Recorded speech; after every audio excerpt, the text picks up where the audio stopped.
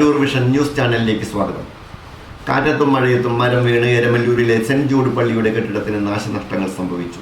ഇന്നലെ വൈകിട്ടുണ്ടായ കനത്ത കാറ്റിലും മഴയിലുമാണ് എരമല്ലൂരിലെ കുടപ്പുറം റോഡിലുള്ള സെന്റ് ജൂഡ് ഇടവക പള്ളിയുടെ ആരാധനാലയവും ചാപ്പലും മരം വീണ് തകർന്നത്. വാർത്തകൾ വിശദമായി.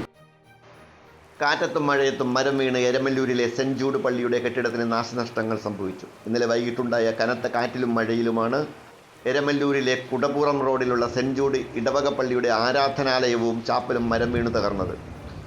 ഓഫീസ് മന്ദിരത്തിനോട് ചേർന്നുള്ള ആരാധനാലയമായ ചാപ്പലിനും സ്മൃതി മണ്ഡപത്തിനും നാശനഷ്ടങ്ങൾ ഉണ്ടായി. ആളപായം ഒന്നും ഉണ്ടായില്ല എന്നത് ആശ്വാസകരമായി.